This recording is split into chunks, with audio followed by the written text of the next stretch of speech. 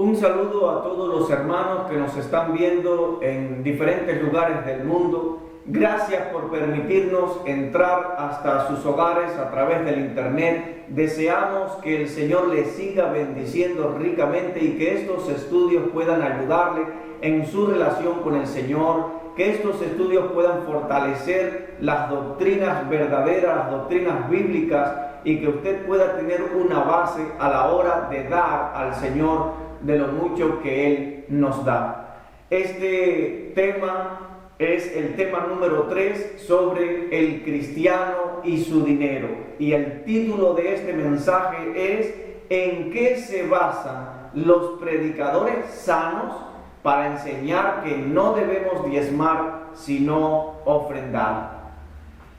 Estos hermanos predicadores sanos de sana doctrina que enseñan que el diezmo para la iglesia de Jesucristo no es bíblico, sino que el cristiano debe de dar una ofrenda al Señor. Ellos dicen que cuando comenzó la iglesia, el pueblo de Dios enfrentó muchos obstáculos, y entre esos obstáculos que estaba enfrentando la iglesia del primer siglo, enfrentaron también problemas económicos. Y los cristianos tenían muy claro en sus mentes el concepto de hermandad, el concepto de que estamos en el mundo, pero que no somos del mundo, que somos extranjeros, que somos peregrinos en este mundo, que somos embajadores del reino de los cielos, que nuestra ciudadanía es celestial y que de allí, del cielo, esperamos un día al Salvador del mundo. Y muchos de esos recién convertidos, ahí cuando está iniciándose la iglesia, a partir del día de Pentecostés, muchos de esos cristianos vendían sus propiedades y ponían ante los líderes de la iglesia de ese entonces el dinero, y se usaba para las necesidades de la iglesia e iban cubriendo las necesidades económicas inmediatas que tenía la iglesia. Vamos a ver qué nos enseña Dios en su palabra a través del libro de los Hechos de los Apóstoles. Así que vamos a buscar, y siga usted este estudio en su casa con la Biblia. Vamos a ver Hechos capítulo número 2, versículos 41 al 47. La iglesia está recién comenzando, es el día de Pentecostés. Habían venido judíos de diferentes lugares del mundo a Jerusalén para celebrar esta fiesta de las primeras cosechas, el día de Pentecostés, y es la llegada del Espíritu Santo. Pedro comienza a predicar un gran sermón allí ante miles de personas, y vamos a ver qué sucede. Dice Hechos capítulo número 2, versículo 41 al 47, lo siguiente: Así que los que recibieron su palabra fueron bautizados, y se añadieron aquel día como 3,000 personas, y perseveraban en la doctrina de los apóstoles, en la comunión unos con otros, en el partimiento del pan y en las oraciones. Y sobrevino temor a toda persona, y muchas maravillas y señales eran hechas por los apóstoles. Todos los que habían creído estaban juntos y tenían en común todas las cosas, y vendían sus propiedades y sus bienes, y los repartían a todos según la necesidad de cada uno. Y perseverando unánimes cada día en el templo, y partiendo el pan en las casas, comían juntos con alegría y sencillez de corazón, alabando a Dios y teniendo favor con todo el pueblo. Y el Señor añadía cada día a la iglesia los que habían de ser salvos. Vemos aquí en este versículo 45 cómo los cristianos fueron capaces de invertir sus propiedades en el reino de los cielos. Dice el versículo 45, y vendían sus propiedades y sus bienes, y los repartían a todos según la necesidad de cada uno. El problema económico que estaba enfrentando la iglesia del primer siglo fue inmediatamente cubierto. Bernabé fue uno de aquellos que vendió su propiedad y la invirtió en el reino de los cielos. Él aprovechó esa oportunidad para servir a Dios con sus bienes. Dice la Biblia en Hechos capítulo número 4, versículo 32 al versículo 37, lo siguiente. Hechos capítulo número 4, versículo 32 al 37 dice: y la multitud de los que habían creído era de un corazón y un alma, y ninguno decía ser suyo propio nada de lo que poseía, sino que tenían todas las cosas en común.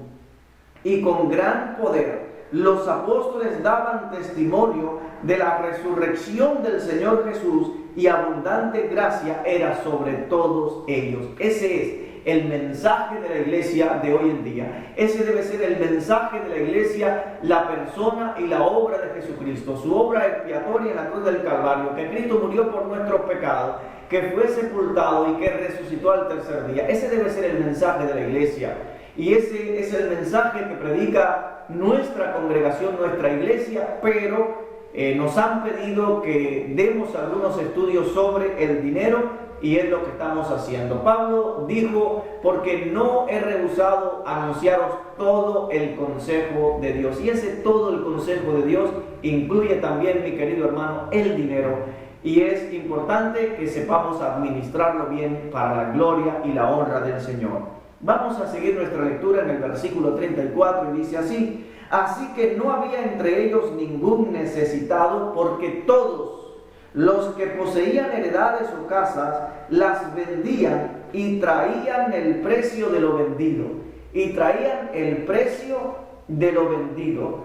No dice una parte, sino traían el precio de lo vendido y lo ponían a los pies de los apóstoles, y se repartía a cada uno según su necesidad. Entonces José, a quien los apóstoles pusieron por sobrenombre Bernabé, que traducido es hijo de consolación, levita, natural de Chipre, como tenía una heredad, la vendió y trajo el precio y lo puso a los pies de los apóstoles. Aquí vemos a Bernabé vender su propiedad y traer el precio de lo vendido y traerlo ante los apóstoles para que se cogiese para las necesidades que estaba atravesando la iglesia.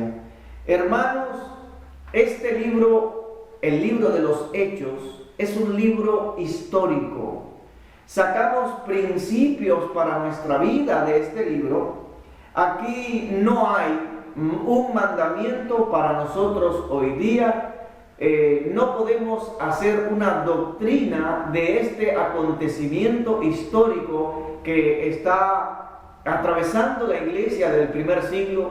Es simplemente unas enseñanzas que sí podemos sacar para la iglesia, y aprendemos lo siguiente: que a la iglesia del primer siglo le interesaban las necesidades de los demás hermanos. Aprendemos que a la iglesia del primer siglo ellos no tenían el dinero como un señor, sino como un siervo. O sea, el dinero es muy buen siervo, pero muy mal amo. O sea, si nosotros tenemos el dinero en el lugar correcto, en la escala de valores en nuestro corazón, tenemos el dinero como un medio para nosotros obtener las cosas que muchas veces necesitamos, está bien, es correcto. Pero si tenemos el dinero para seguir acumulando dinero y seguir acumulando dinero, y nos volvemos nosotros esclavos del dinero, entonces el dinero pasa a ser el señor de nuestra vida, y entonces sí que es un peligro, porque eso se vuelve una idolatría, un pecado contra Dios. La Biblia dice que raíz de todos los males es el amor al dinero. No es que el dinero sea malo, el dinero es neutral, depende del lugar en el cual nosotros tenemos el dinero en la escala de valores en nuestro corazón. Aprendemos que la iglesia del primer siglo, en su corazón no estaba el dinero, sino que estaba Dios, y sus tesoros estaban en el cielo, donde los ladrones no minan, donde los ladrones no hurtan, donde el orín y la polilla no corrompen. Jesús dijo en Mateo capítulo número 6, versículos 19 y 21, en el 19 al 21, en el Sermón del Monte y las Bienaventuranzas, Jesús dijo: no os hagáis tesoros en la tierra, donde el orín y la polilla corrompen y donde ladrones minan y hurtan, sino haceos tesoros en el cielo, donde ni el orín ni la polilla corrompen y donde ladrones no minan ni hurtan, porque donde esté vuestro tesoro, allí estará también vuestro corazón. Y esta iglesia del primer siglo tenía puesto su corazón, sus tesoros en el cielo.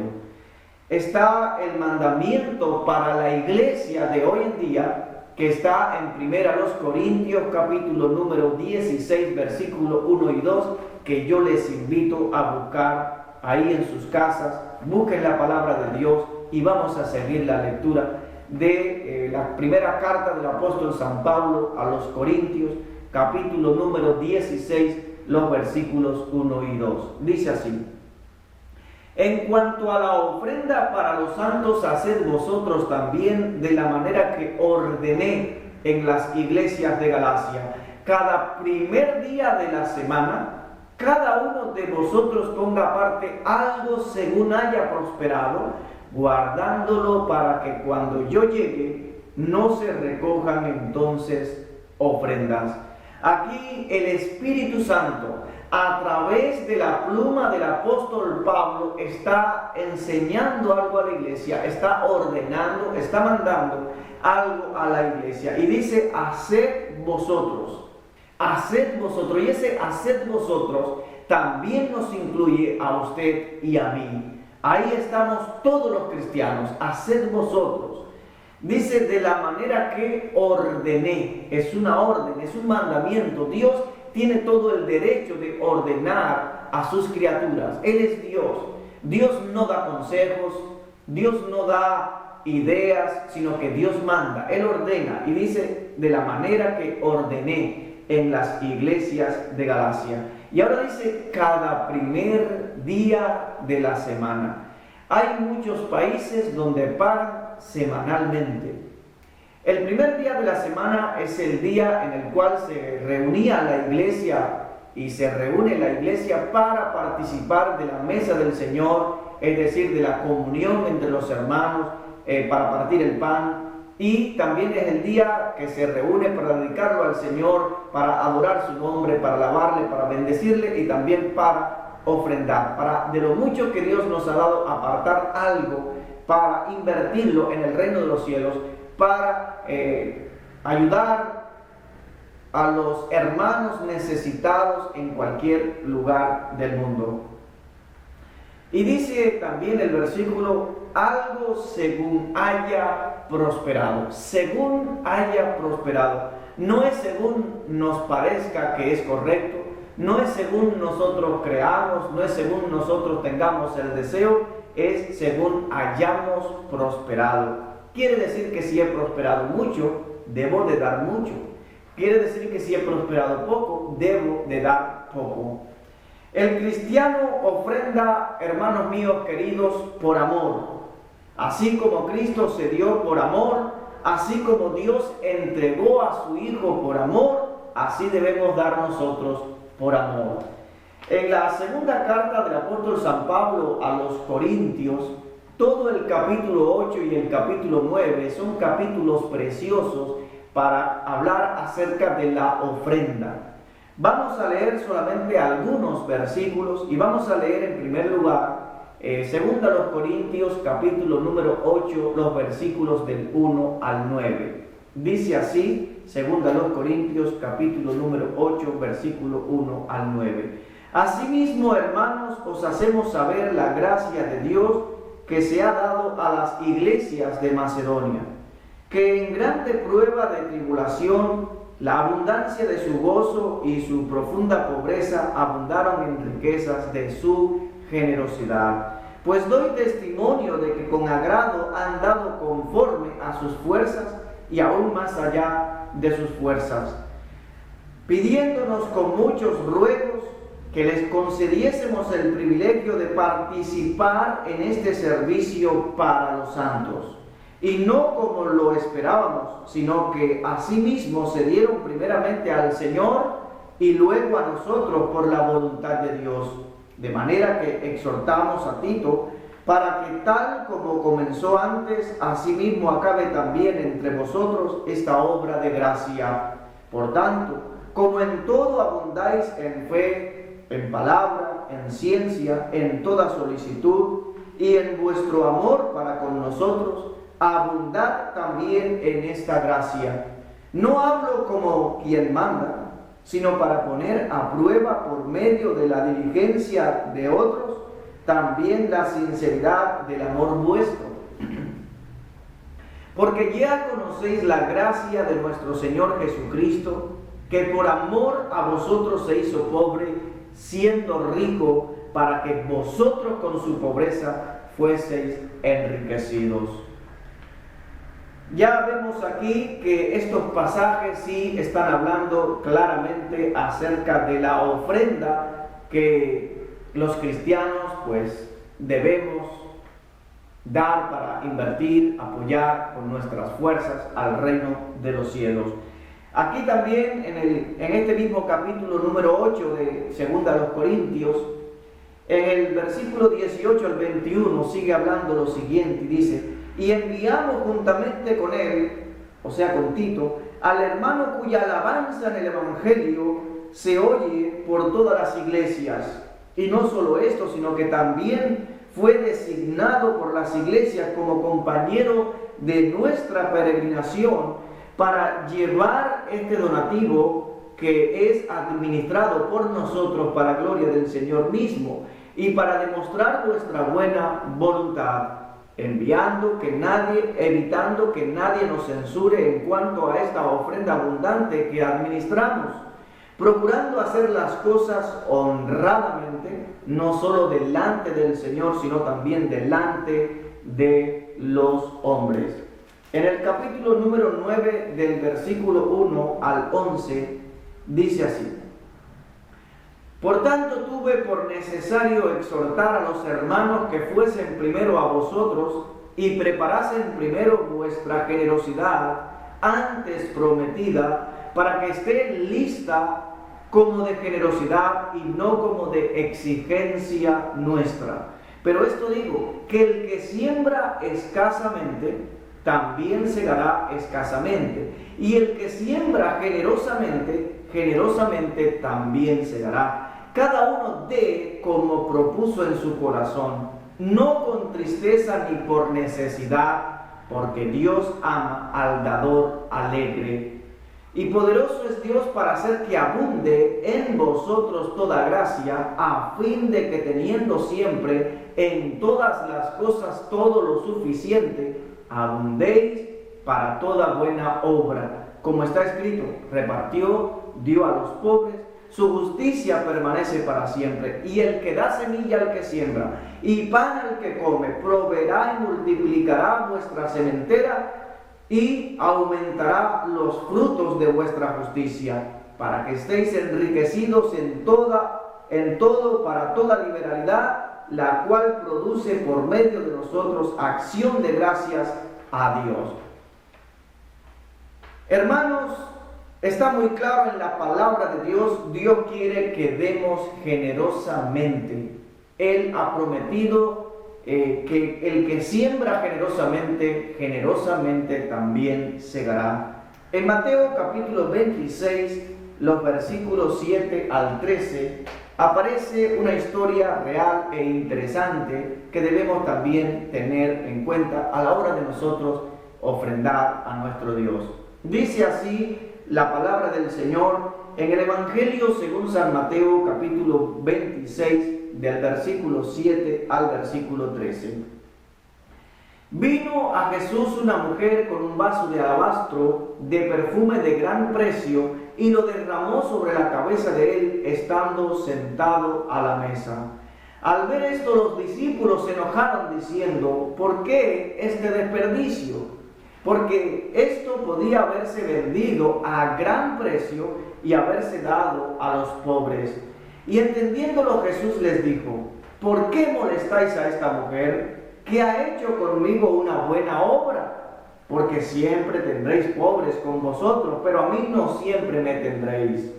Porque al derramar este perfume sobre mi cuerpo, lo ha hecho a fin de prepararme para la sepultura. De cierto os digo que donde quiera que se predique este evangelio en todo el mundo, también se contará lo que ésta ha hecho para memoria de ella. Jesús está diciendo que lo que hizo esta mujer fue una buena obra. Esta mujer invirtió en el reino de Dios una gran suma. Lo hizo espontáneamente, sin esperar nada a cambio. Lo hizo por amor. Y Jesús dice que este hecho será contado para memoria de ella. Hermanos míos queridos, Dios ve lo que nosotros invertimos en su reino. La Biblia dice que todo lo que nosotros hagamos tiene. En primera a los Corintios, capítulo 15, versículo 58, dice: sabiendo que vuestro trabajo en el Señor no es en vano. Hay un caso en el Nuevo Testamento que debemos meditar en esta hora y que tiene que ver mucho con el tema que estamos tratando. Que Dios nos dé la sabiduría para poder sacar el mejor provecho a este pasaje. Es un pasaje un poco oscuro, donde no se nos aclara todo, pero que Dios permita que podamos sacarle el mejor provecho a este pasaje. Y se encuentra en Hechos capítulo número 5, versículo 1 al 11. Que Dios en esta hora esté hablando a nuestros corazones a través de este pasaje. Es un hecho histórico. Dice Hechos capítulo 5, versículo 1 al 11. Pero cierto hombre llamado Ananías, con Zafira su mujer, vendió una heredad. Estamos hablando, y el contexto es que muchas personas vendían su heredad, vendían alguna propiedad que tenían, y cogían todo el dinero de lo vendido, lo ponían a los pies de los apóstoles, a los pies de los líderes de la iglesia, y se repartía a cada uno según su necesidad. Se iban cubriendo las necesidades inmediatas económicas que existían en ese entonces. Y estos hermanos están haciendo algo pues bueno para la obra de Dios, están vendiendo su heredad, pero vamos a ver qué sucede. Dice: y sustrajo del precio, sabiéndolo también su mujer, y trayendo solo una parte la puso a los pies de los apóstoles.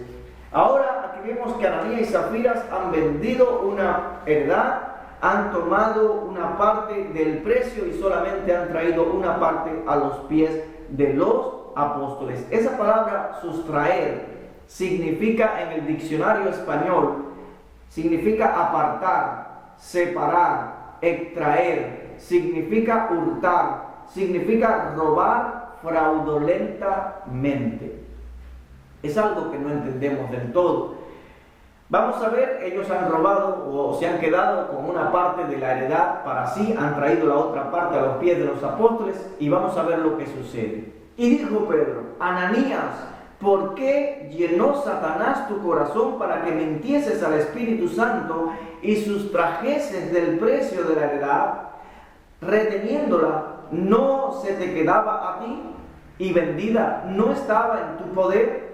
¿Por qué pusiste esto en tu corazón? No has mentido a los hombres, sino a Dios. Ahora, si tomamos literalmente este pasaje como viene aquí, hasta este momento Ananías no ha abierto la boca.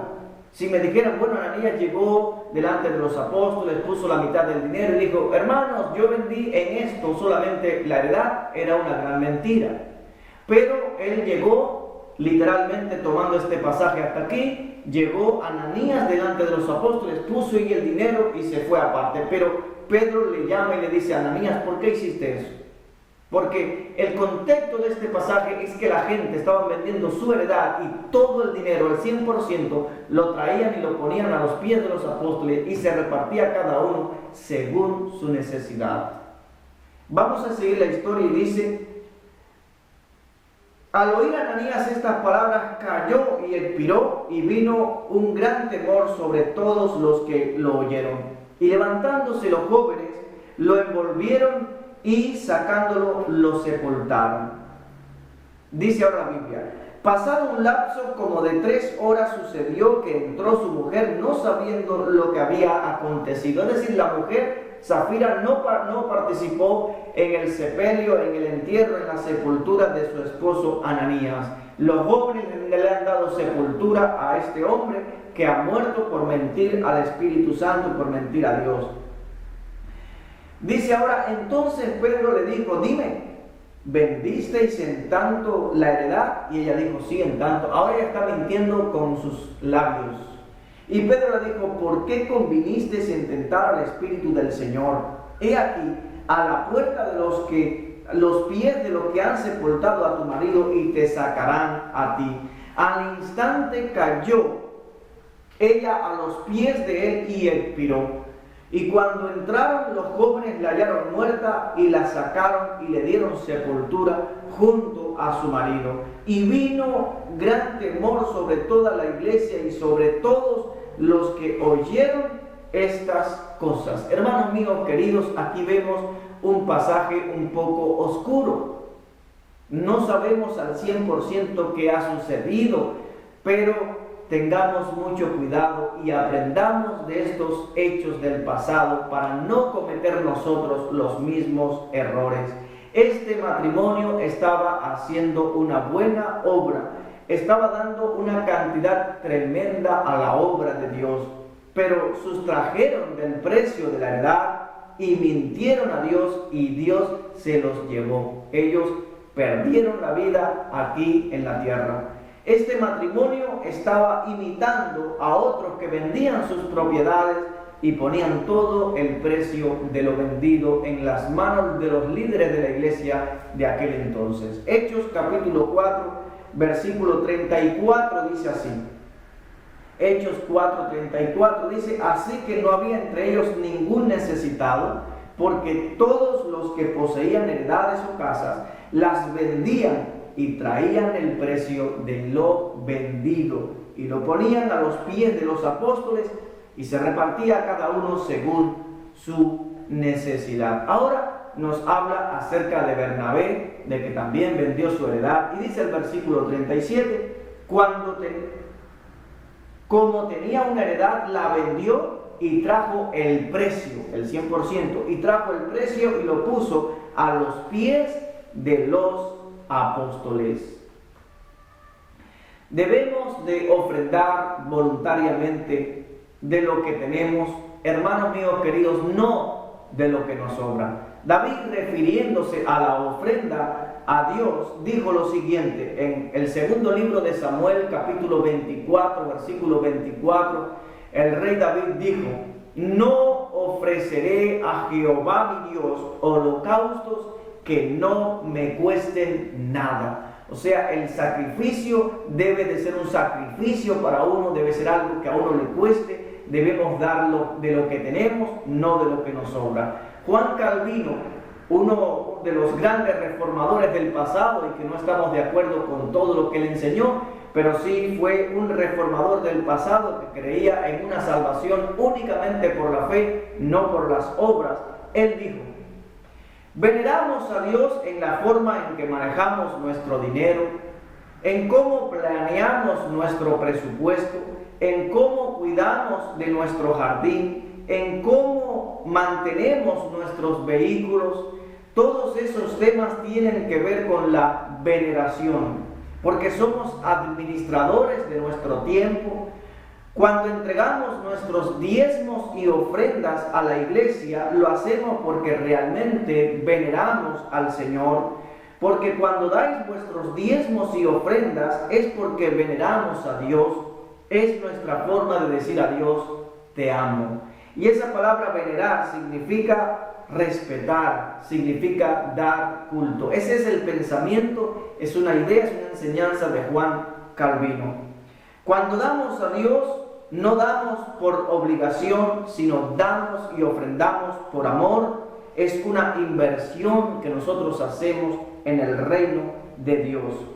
Estos son, hermanos míos queridos, amigos, los pasajes que sacan aquellos siervos de Dios que enseñan que el diezmo ha sido abolido y que debemos ofrendar a Dios voluntariamente. El cristiano ofrenda con generosidad porque reconoce que Dios es su proveedor, es su sustentador y nunca le va a desamparar. El cristiano reconoce que Dios alimenta las aves del cielo, que ni siembran ni ciegan, ni recogen en graneros. Sabemos que es Dios quien viste los lirios del campo y Dios ha prometido sustentar nuestros corazones, sustentar nuestras vidas. Él es Dios y dice: mas buscad primeramente el reino de Dios y su justicia, y todas las demás cosas serán añadidas. David dijo en un salmo: joven fui y he envejecido, y nunca he visto justo desamparado, ni su simiente que mendigue pan. Dios es un Dios proveedor. Dios es un Dios que sustenta, que cuida su creación y que Él también ha prometido cuidar de nuestras vidas, darnos lo que necesitamos. Tal vez Dios no nos da lo que nosotros queremos, pero sí nos va a dar lo que nosotros necesitamos. Hemos visto, hermanos queridos, tanto el diezmo como también la ofrenda voluntaria, y siempre vemos que esto es un tema muy oscuro en la Biblia. Hay grandes siervos de Dios que creen que debemos diezmar, aunque no es una obligación, es voluntario darlo por amor. Y hay grandes siervos de Dios actualmente que predican que el diezmo no existe, está abolido, que debemos ofrendar a Dios voluntariamente. Sé que en nuestra congregación hay hermanos que piensan de una manera y hay hermanos que piensan de otra. Y quiero decirle algo: tómeselo como algo personal.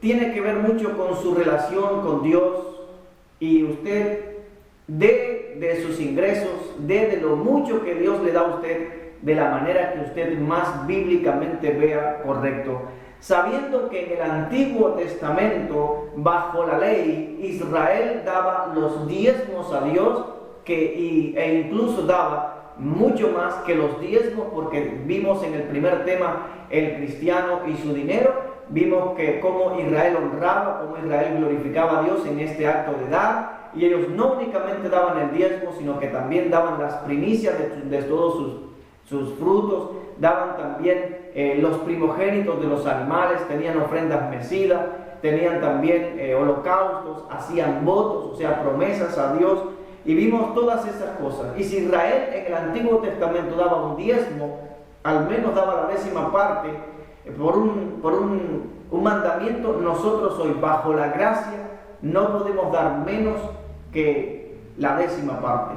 O sea, dé, hermano, de lo que tiene, dé abundantemente, para que el Señor pues le bendiga también abundantemente. Todo lo que hacemos tendrá su bendición, tanto aquí en la tierra como también en el cielo. Todos somos administradores de las cosas que tenemos, no somos los dueños. Dios es el Señor de toda la creación. Y ahí está la parábola de los talentos, que nos habla de las capacidades que Dios le da a las personas, de la mayordomía, de lo que Dios nos permite administrar, y Dios quiere que nosotros lo invertamos para su gloria, y Él un día nos va a pedir cuenta. Hermanos míos queridos, sean bendecidos por Dios, que Dios les cuide grandemente, y que a través de este vídeo, pues, que Dios pueda estar hablando a sus corazones y que pueda fortalecer su relación con Dios. Muchas gracias.